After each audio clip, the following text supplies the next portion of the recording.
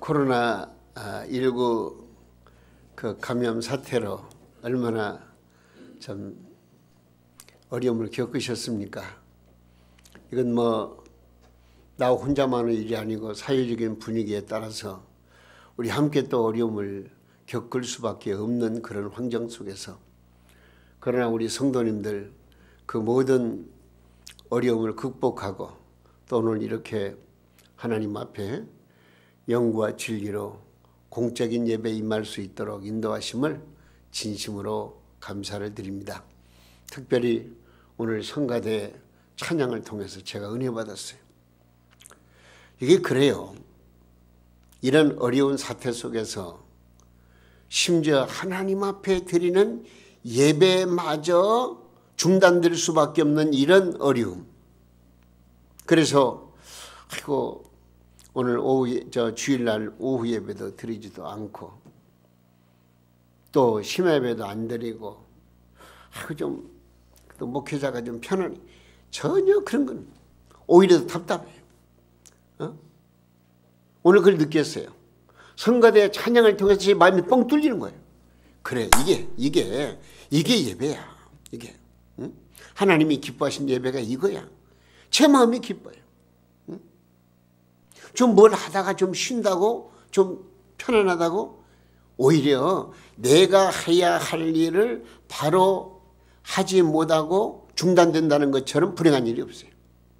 물론 지금은 코로나 사태로 말미암아서 사회적인 거리 운동이 벌어지고, 그렇게 해서 참 모든 우리 국민들 전체가 다 사회적인 분위기에 따라서 움직이고 있으니까 또 우리 믿음의 사람들도 함께 움직여야 됩니다. 그러나 완화된 사회적인 거리 제한이 이제는 좀 약간 완화되는 가운데에서 또 사실 우리 한국교회가 지난 19일 주일부터 공적인 예배를 드리려고 준비들을 많이 했어요. 그런데 또 한 주간 두 주간 미뤄지는 가운데에서 아마 오늘은 거의 대부분이 우리 한국교회가 공적인 예배를 시작하게 되는데, 오늘도 보니까 우리 교인들 나오지 않은 분들이 많이 있는데 저는 염려를 많이 해서 우리 한국교회, 우리 교회만이 아니고 혹여라도 신앙의 정체성을 상실하지는 않지만 무뎌졌으면 어떨까. 또 거의 2달 동안 교회를 출입하지 못했으니 교회에 대한 소속감이 좀 무뎌지면 어떨까. 막 여러 가지 걱정이 많이 되는 거예요. 그러나 하나님께서 또 우리에게 은혜 주시고 사랑하셔서 오늘 또 주님 앞에 나와 예배드릴 수 있도록 인도하신 그 은혜가 얼마나 감사한지. 저는 그래요. 항상 기도가 사회적인 거리두기에 따라서 물론 서로 부딪히는 일 삼가하고 또 좀 거리 두는 것도 좋아요. 그러나 우리가 가장 중요한 것은 믿음 안에서 서로 사랑하고 서로 대접하고 서로 봉사하는 그런 그 마음, 이 마음만은 더 밀착되고 가까워지고 더 서로 위해주고 위해서 기도해주고 염려해주고 하는 그런 참 기독교인의 신앙생활의 모습은 절대로 더 변하지 말고 더 가까워져야 되겠다. 그래서 오늘 어떤 말씀을 전하는 게 진짜 우리 성도님들에게 힘이 될까? 그런 마음을 가지고 오늘 본문 말씀을 선택했어요. 서로 사랑하자. 서로 대접하자. 서로 봉사하자. 오늘 이 말씀 굉장히 중요한 말씀. 여기 오늘 본문 말씀 보니까 사랑하고 또 대접하고 봉사하는 것이 꼭 그 앞에다가 서로란 말, 서로 하라는 거예요. 독불장군 없어요. 서로란 여러 다른 것들이 연합하여 하나 되는 것을 말하는 것입니다. 즉 개체들이 단체를 이루어서 단결의 힘을 보여주는 것이고, 또한 서로가 화목하는 사랑의 즐거움을 보여주는 것이며, 그리고 서로 조화를 이루는 의미를 보여주는 이 서로라는 말이 그렇게도 좋을 수가 없어요. 저는 그래서 서로 이걸 저는 좋아하고요. 그 다음에 우리 이것도 얼마나 다정다감합니까? 그리고 함께 우리 기독교인들은 서로 우리 함께 이런 것들이 늘 마음속에 간직하고 있어요. 서로. 여러분, 이 서로란 말은 사회 구성과 종교 내용을 정의해 주는 말입니다. 이 사람됨의 의의는 서로 하나됨에서 찾을 수가 있습니다. 자, 우리가 한자를 아시는 분은 그 사람 인자 있잖아요. 사람 인자가 꼭 이렇게 써도 돼요. 이렇게 생겼어요.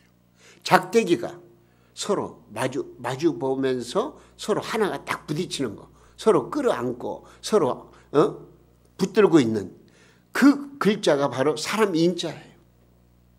사람 인자예요. 서로 붙들고 있는 거예요. 사람은 서로가 하나 되어서 붙들었을 때 성립이 된다, 그런 얘기죠. 눈도 보세요. 눈이 하나가 아닙니다. 둘이에요. 서로. 또 귀도 마찬가지고요. 입도 운니와 아래니가 서로 하나가 됐을 때에 음식을 씹을 수가 있는 거 아니겠습니까? 코도 보세요. 콧구멍 둘이서 함께 숨을 쉬어야 되는 거예요. 서로가 맞춰보면은요, 아주, 팔도 그렇고, 다리도 그렇고. 만약에 서로가 없는 그런 균형이 깨진다면 이걸 가리켜서 장애인이라 그렇게 말하는 거예요. 저는 성경을 생각해서 성경도 마찬가지예요. 신약, 구약이 서로 됐을 때, 구약은 신약의 그림자이고 신약은 구약의 실체라고 말하듯이 하나가 됐을 때 성경 66권 정말로 정확무한 하나님의 말씀이 되는 거예요. 서로가 얼마나 중요한지 몰라요. 나아가서 나 개인뿐만이 아니라 다른 사람과의 관계에서도 서로 만나서 말하는 것을 대화라고 말합니다. 서로 마음이 맞춰 나가는 것을 사랑이라고 말합니다. 그리고 서로 함께 동고동락하는 것을 행복이라고 말합니다. 그런데 이걸 아셔야 돼요. 서로 떠나는 것을 가리켜서 분열, 불화, 싸움, 이별이라고 말합니다. 그리고 서로 자기 위치를 지키는 것을 책임이라고 말합니다. 그러므로 서로가 없으면 모든 것이 다 파괴될 수밖에 없어요. 오늘 또 우리가 함께 모였습니다. 서로 마음을 같이 해야 돼요. 그 같은 마음을 가지고 하나님 앞에 영과 진리로 예배를 드려야 돼요. 여러분, 이 우주도 마찬가지예요. 낮과 밤과 낮, 음과 양의 상대성 원리에서 운행이 되는 거예요. 종교란 무엇입니까? 종교라는 것은요, 살아있는 신적 존재와 연결이 종교예요. 저는요, 우리 흔히 말하는 4대 종교, 5대 종교 말하지만은요, 종교는 하나밖에 없어요. 왜? 종교의 그 의미를 살펴보면은요, 살아있는 신과 우리 인간과의 둘이 하나가 되는 게 종교예요. 그런데 불교나 유교나 또 마호메교나 이런데 어디 신이 살아있습니까? 아니, 교주들이 다 무덤 속에 갇혀 있는 것이지 그걸 신이라고 그럽니까? 그냥 종교를 논하다 보니까 4대 종교 그러죠. 종교는요, 우리 기독교 하나밖에 없어요. 왜? 하나님이 살아계시고 예수님이 살아계시고 성령의 역사가 지금 우리 가운데 운행하고 계시고 그 살아계신 신과 우리 인간과의 연결 교리가 둘이 하나가 됐을 때 진정한 종교가 되는 거예요. 그러므로 우리 기독교만이 참 종교라는 것을 우리는 늘 의식해야 되겠다, 그 말입니다. 여러분, 신앙이라는 뜻이 뭐죠? 그것은 하나님과 우리 인간의 묶음, 맺음에서 나오는 말이에요. 여러분, 은혜란 무엇입니까? 은혜라고 하는 것은 갚을 수 없는 선물이 바로 은혜예요. 그런데 하나님이 우리를 사랑하시는 그 줄로 묶어버린 것이 바로 은혜요, 은총입니다. 그러므로 하나님과 나와의 사랑은 사랑의 줄이라고 말하지 않습니까? 사랑의 끝. 성경 말씀에 골로새서 3장 14절 말씀에 이런 말씀이 있어요. 자, 한번 보실까요? 자, 시작. 이 모든 것 위에 사랑을 더하라. 이는 온전하게 매는 띠니라. 사랑으로 띠를 만들어서 하나가 온전하게 되는 거예요. 또 로마서 8장 35절 말씀 읽겠습니다. 누가 시작. 누가 우리를 그리스도의 사랑에서 끊으리요 환난이나 곤고나 박해나 기근이나 적시나 위험이나 칼이랴. 여러분, 이 은혜로 내가 그리스도의 십자가를 붙잡는 것을 가리켜서 믿음이라고 말하는 거예요. 그러니까 믿음이라고 하는 건 뭐냐? 하나님의 사랑의 은혜를 받아서 그리스도와 하나 되는, 둘이 하나 되는 것을 가리켜서 믿음이라는 거예요. 서로. 사람의 창조 특색은 하나님이 인간을 자기 형상으로 지은 것입니다. 이 특색은 의와 진리와 거룩함으로 지음받은 인격자라고 하는 말과도 같습니다. 그리고 인격자의 특색은 서로의 대화의 교제입니다. 그러므로 하나님께서 인간을 창조하실 때 자기와 교제하도록 지으셨어요. 그래서 아담아 부르시기도 하고 아담과 대화가 이루어지는 거예요. 네? 그렇기 때문에 사람의 삶의 목적과 목표도 하나님을 사모해야 되는 거예요. 그러나 어떻게 됐어요? 인간이 범죄한 후에 하나님과 서로 대화하며 교제할 수 있는 특권을 뺏겨버리고 서로의 사랑의 인격은 파괴되고 말았습니다. 이 빼앗긴 형상을 회복하고 교제를 새로 맺을 수 있는 새로운 피조물로 재창조하기 위해서 우리 예수님께서 육신의 몸을 입으시고 이 땅에 오셔서 십자가로 말미암아 하나님과 우리 사이를 하나로 만든 거예요. 그러니까 주님의 구속의 은혜는 너무나도 큰 거예요. 감사한 거예요. 의와 진리와 거룩함을 빼앗긴 인간을 회복시키기 위해서 의의 본체이시며 진리이시고 거룩하신 우리 주 예수님께서 이 땅에 내려오신 거예요. 그러므로 우리 주님을 생각하면 얼마나 감사한지 말로 다를 수가 없어요. 그러므로 바울 사도는 에베소 4장 24절에서 이렇게 말합니다. 뭐라고 말씀하요? 에베소 4장 24절에서 시작. 하나님을 따라 의와 진리의 거룩함으로 지으심을 받은 새 사람을 입으라. 이 새 사람을 입으라고 하는 말씀은 하나님의 형상을 회복하라는 말씀이에요. 따라서 에베소 2장 14절 말씀해 보니까 뭐라고 그래요? 그는 우리의 화평이신지라 둘로 하나를 만드사 원수된 것 곧 중간에 막힌 것을 담을 자기 육체로 허시고, 이것이 바로 뭐냐?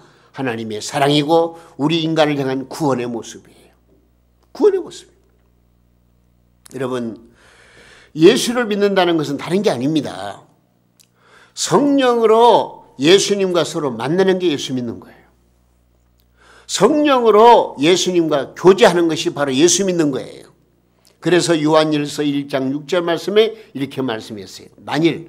만일 우리가 하나님과 사귐이 있다 하고 그 다음에 어둠에 행하면 거짓말을 하고 진리를 행하지 아니하면 거니와 우리 주님과 사귀어야 되는 거예요. 하나가 되는 거예요. 둘이 하나가 되는 거예요. 이것이 바로 믿음이에요. 그러니까 우리가 예수를 믿는다고 입으로는 고백하면서도 하나님과 나와의 관계가 서먹해지고 하나 되지 못하면 그건 믿음이 잘못된 거예요. 여러분, 죄송하지만 우리 믿음의 사람들을 보면은요, 형식적인 믿음, 가식적인 믿음이 너무 많아요. 진정한 믿음 안에는 항상 예수님을 입에 달고 다녀야 돼. 내 마음속에 주님을 간직하고 모시고 성령의 은혜로 살아가는 것이 진짜 믿음이에요. 그러므로 성령으로 마음속에 예수님을 영접하는 것이 바로 믿음이에요. 요한복음 1장 12절 말씀에 뭐라고 그랬죠? 영접하는 자, 영접하는 자 곧 그 이름을 믿는 자들에게는 하나님의 자녀가 되는 권세를 주셨다는 거예요. 할렐루야. 여러분, 성령으로 나는 없어지고 내 마음속에 예수님이 계시는 것. 나는 없어진다는 말은 내가 죽는다는 말이 아니에요. 내 육신 생활 속에서 세상적인 모든 욕심을 다 이성적인 걸 버리고 내 안에 나를 바르게 인도하시고 지도하시고 복주시는 예수 그리스도를 마음에 모시고 사는 거예요. 그러므로 내가 사는 것이 아니고 주 예수님이 내 안에 사는 것이라고 바울 사도가 말씀했는데 한번 읽어보겠습니다. 갈라디아서 2장 20절 뭐라고 그랬죠? 내가 그리스도와 함께 십자가에 못 박혔나니 그런즉 이제는 내가 사는 것이 아니요 오직 내 안에 그리스도께서 사시는 것이라. 이제 내가 육체 가운데 사는 것은 나를 사랑하사 나를 위하여 자기 자신을 버리신 하나님의 아들을 믿는 믿음 안에 사는 것이라. 여러분, 교회란 무엇입니까? 성도가 예수님과 하나님을 만나는 곳이 바로 교회예요. 그래서 그 종교개혁자 존 칼빈 선생님이 이런 말을 했어요. 교회는 무엇과 같느냐? 교환대와 같다. 교환대. 예? 교환대 뭐예요? 전화 교환대를 통해 가지고 다른 상대방과 대화하듯이 우리 성도들은 교회를 통해 가지고 교환소가 되시는 성령님의 중재로 말미암아 하나님과 대화하고 예수님과 함께하는 이곳이 바로 뭐라고요? 교회라는 거예요. 교회. 그렇기 때문에 우리 기독교는 서로의 사귐이 있는 종교입니다. 서로 사귐이 있어야 돼요. 하나님의 창조 목적도 여기에 있고 타락은 이것이 파괴되는 것입니다. 이 교제의 회복을 위해서 예수님이 오셔서 십자가를 짊어지시고 돌아가셨으며 부활하셨습니다. 그리고 하나님과 교제할 수 있는 상태로 회복시키기 위해서 성령님께서 우리를 중생시켜 주신 거예요. 거듭나게 하신 거예요. 여러분, 천국은 하나님과 영원히 교제하며 함께 사는 곳을 말합니다. 우리 인간들은 하나님의 형상으로 지음을 받았기 때문에 주님 품에 안기기 전에는 참 평안과 기쁨이 없는 거예요. 세상을 둘러보세요. 아무리 돈이 많고 권세가 많고 지식이 많아도요, 거기에서 진정한 참된 평화가 이루어지던가요? 그건 아니에요. 잠시 동안 있다가 또 사그라져 버리고 뭔가 보이는 것 같다가 또 없어져 버리는 신기루 같은 게 우리 인생이에요. 그러나 주 예수 그리스도 안에 내가 거하고 그리스도를 마음에 모시고 그리스도의 은혜를 힘입으면은요, 우리는 환난이나 곤고나 핍박이나 그 어떤 가운데서라도 노환 풍파가 일어날지라도 마음의 평안함을 얻게 되는 거예요. 이것이 예수 믿는 거예요. 이것이 예수 믿는 거예요. 여러분, 현대인의 타락상은 무엇이겠습니까? 하나님과 교제가 끊어진 것이고 이웃과의 성실한 교제가 단절된 것이고 서로가 상부상조하지 않고 오히려 죽이려는 것, 이것이 지금 현대인의 타락상입니다. 그렇다면 과연 우리는 이런 세상에서 어떻게 살아야 할 것인가? 이 문제예요. 어떻게 살아야 할 것인가? 먼저 서로에게 서로 뜨겁게 사랑하며 살아야 돼요. 할렐루야. 서로 뜨겁게 사랑하며 살아야 돼요. 사랑의 성립은 서로에게서 이루어집니다. 서로가 없이는요, 사랑도 없는 거예요.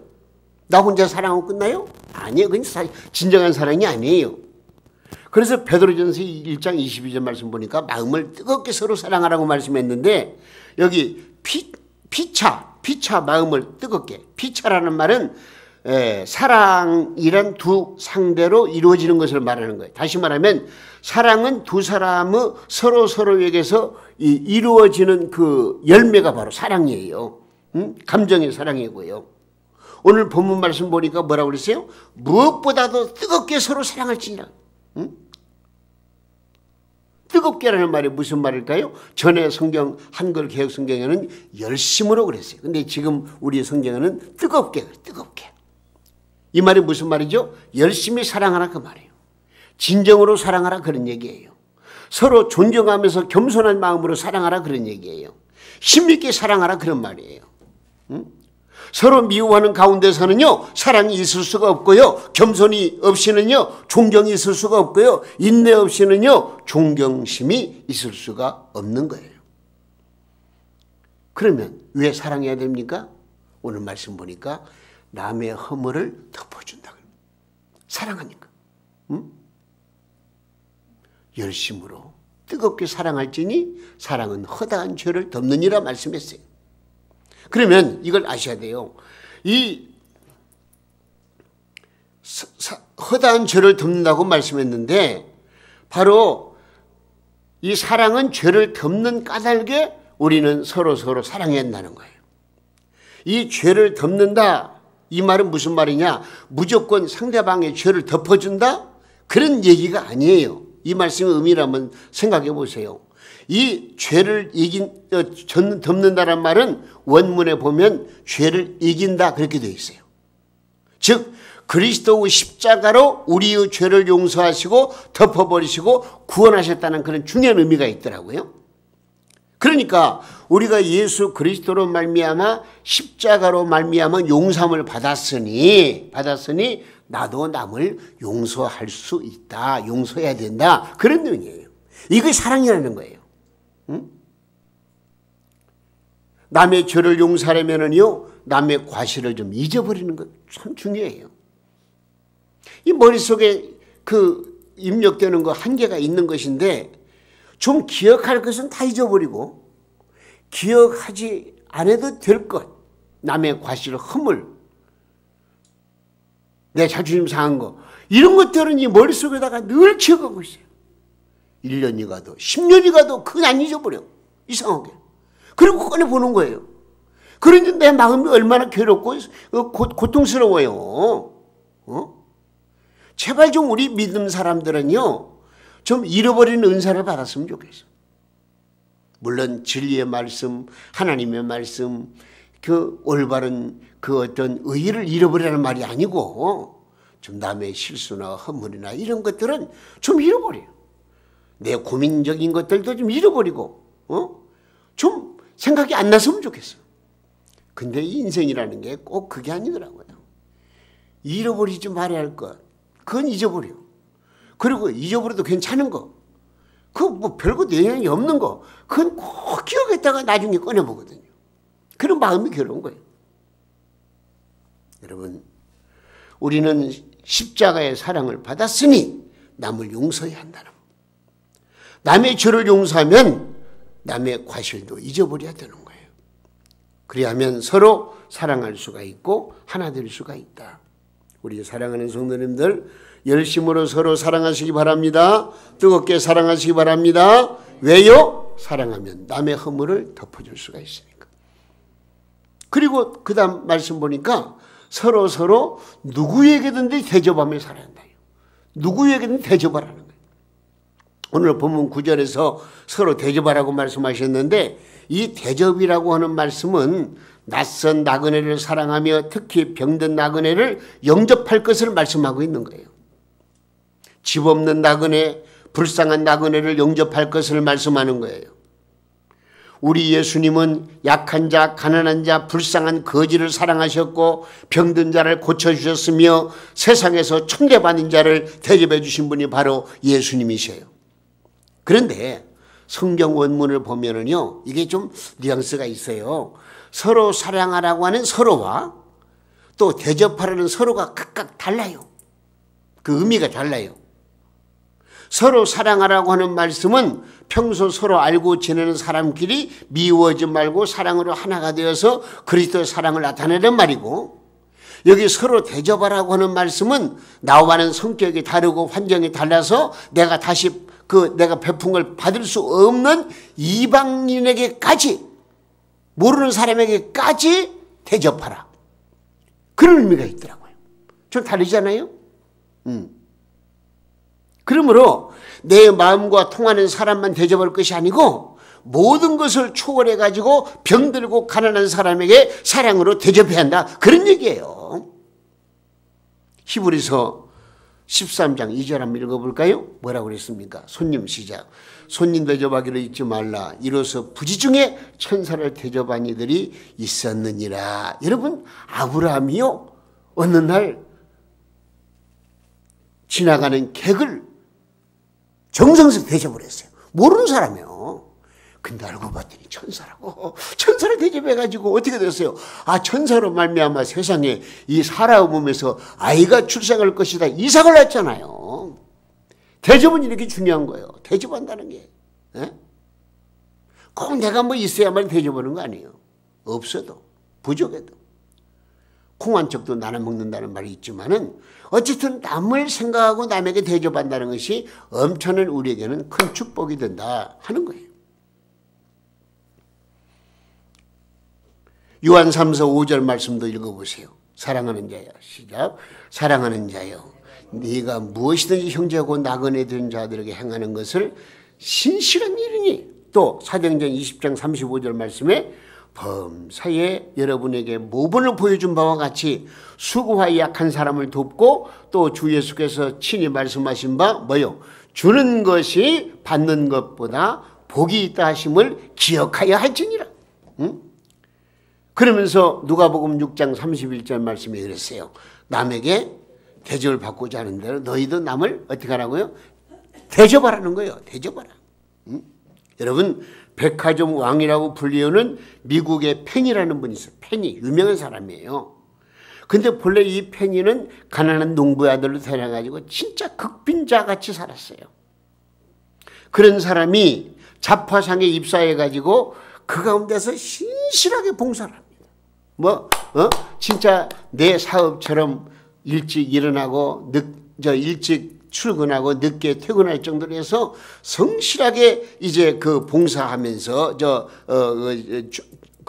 일하면서 평신도 전도에 힘을 쏟았어요. 그리고 믿음과 생활이 같았어요. 그런데 이 사람이 하나님이 복 주시니까요, 모든 일이 잘 되는 거예요. 그렇게 해서 그가 또 사업을 벌이게 되고요. 그래서 미국에서 아주 큰 부자가, 이름 있는 부자, 페니, 이름 있는 부자가 됐어요. 세계적인 부자가 됐어요.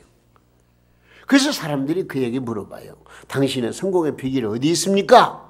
물어봤을 때 그는 성경 구절을 대는 거예요. 마태복음 7장 12절 말씀이 바로 나에게 축복된 그 말씀의 근원이라고 그러면서 한번 읽어보세요. 뭐라고 그랬죠? 그러므로 무엇이든지 너희도 남을 대접하라. 이것이 율법이 선지하잖아. 응? 여러분, 주님 영광을 위해 남을 대접하는 것은요, 곧 주님을 대접하는 것이 되는 거예요. 근데 주님께서 가만히 계시겠어요? 그런 사람을 붙잡아 주세요. 사랑해 주세요. 이렇게 세워주세요. 지혜를 주세요. 능력을 주세요. 남보다 뛰어나게 만들어 주세요. 그래서 정말 인생을 바르게 살아갈 수 있도록 인도해 주시고 세계적인 뛰어난 인물로 복 주시는 거예요. 여러분, 그렇기 때문에 마태복음 18장 5절 말씀에서 이렇게 말씀해요. 또 누구든지 내 이름으로 이른 어린아이 하나를 영접하면 곧 뭘? 주님을, 나를 영접함이니. 여러분, 우리는 주님으로부터 구원의 엄청난 큰 은혜를 대접받았으니 우리도 마땅히 남을 대접하며 살아야 되겠다고 여러분 다짐하시기를 바랍니다. 오늘 또 대접하는 성도에게 크신 구의 은총을 베풀어 주시옵. 저는 그렇게 얘기해요. 그동안에 또 우리가 동명교회가 코로나 사태로 말미암아서 이제 음식 먹는 것도 중단하고 또 이렇게 오후 예배도 드리질 않았지만은 또 오늘은 우리 7구역을 통해 가지고 하나님께서 또 은혜 주셔서 정성스러운 그 음식을 준비하게 됐는데, 여러분, 물론 사회적인 거리두기 우리가 지켜야 돼요. 우리 또 그런 범주 안에서 좀 우리가 조심하면서 음식을 나눈다는 것이 얼마나 중요한가. 응? 여러분, 대접한다는 건 진짜 중요한 거예요. 서로 대접하세요. 그리고 서로 오래도록 봉사하며 살아가세요. 봉사. 서로 봉사라고 하는 말씀은 교회를 중심해서 헌신하라는 말씀이에요. 그러면 어떻게 봉사해야겠습니까? 여기 말씀 보니까 선한 청지기 같이 봉사하라, 그렇게 말씀해요. 청지기는요, 집을 다스리는 직분을 말하는 거예요. 그러면 집, 물론 내 가정집도 얘기하지만 여기의 집은 하나님의 교회 집을 말하는 거예요. 그러면 봉사의 뜻은 무엇이냐? 이 봉사라는 말을 의미를 보니까요, 디아코누스 테스라고 하는 그런 말, 디아코누운 테스라는 말인데, 이 봉사라는 말이 그 말이에요, 헬라어로. 근데 이 봉사라는 말에서 무슨 말이 나오느냐? 집사라는 말이 나와요. 집사. 봉사라는 그 의미에서 집사라는 의미가 나와요. 그런데 집사라는 말의 뜻이 뭐냐?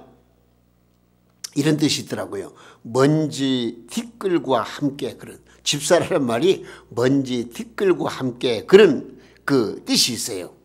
즉 집사는 뭐냐? 먼지를 쓸며 일하는 사람이 집사라는 거예요. 네. 그럼 집사는 물론 가정 총무로서 가정에서 책임을 맡아 일하는 사람도 집사지만은 또 우리 교회에서는 집사님들이 계시잖아요. 그런 집사님들은 집사냐? 목사도 집사고 장로님도 집사고 권사님도 집사예요. 집사라는 뜻이 뭐라고요? 먼지 티끌과 함께, 먼지와 티끌을 쓸면서 일하는 사람, 이게 바로 집사라는 거예요.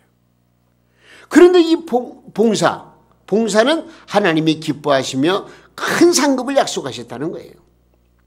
주님의 양들이 최대의 봉사를 하면은요, 최고의 축복을 받는다는 것을 우리는 꼭 기억하시기 바랍니다. 교회를 위해서, 주님을 위해서 봉사하는 것보다 더 큰 행복이 없는 거예요. 그래서 종교개혁자 존 칼빈 선생님 얘기를 다시 한번 해야 되거든요. 그분이 뭐라고 말한 줄 알아요? 한번 따라서 해보세요. 어머니를 섬기듯 교회를 섬기지 않으면 하나님을 아버지라고 부를 자격이 없다. 그런 말을 했어요.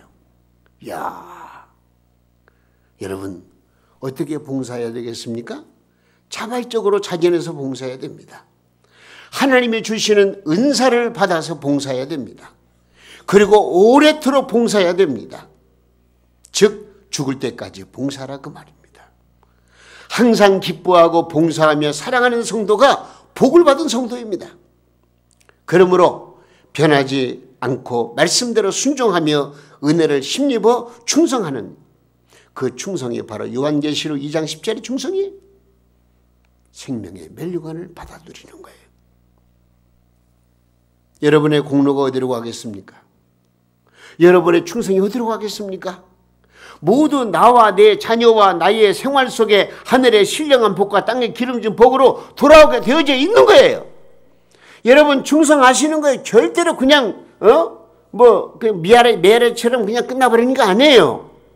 분명코 말씀을 보니까 하나님 앞에 충성하고 봉사하는 건 상급이 따른다, 그런 얘기예요. 그러나 우리가 이걸 알으셔야 되겠어요. 우리는 무엇을 하든지 오직 누구를 위해서? 하나님의 영광을 위해서 우리가 충성하고 봉사해야 돼요. 고린도전서 마지막으로 10장 31절 한번 더 읽습니다. 그런즉 시작. 그런즉 너희가 먹든지 마시든지 무엇을 하든지 다 하나님의 영광을 위해서 하라. 서로가 없는 곳에는 분쟁과 싸움과 파괴가 있습니다. 그러나 서로가 있는 곳에는 은혜와 사랑과 힘이 있습니다. 우리는 서로 참되게 사랑하고 오래오래 사랑해야 되겠습니다. 그뿐만이 아니라 우리는 서로 누구에게든지 대접하며 살아야 되겠습니다. 그리고 은혜로 봉사하며 충성하는, 그래서 하나님께서 기뻐하시는 삶의 주인공이 되어져야 하겠습니다. 코로나19 사태로 우리의 삶에 힘든 일들이 꼬리를 물고 있습니다. 이런 어려움을 극복하는 비결이 어디 있느냐? 오늘 주신 말씀에 순종함으로 하나님의 능력을 공급받아서 오늘 세 가지, 서로 사랑하고 서로 대접하고 서로 봉사하는, 이것이 바로 하나님이 주신 메시지고 우리가 힘을 공급받을 수 있는 능력의 말씀인 것을 믿으시고 우리 모두 서로 하나 되어서 하나님의 큰 영광을 드러낼 수 있는 동명 가족들 다 되시기를 예수님의 이름으로 축원합니다.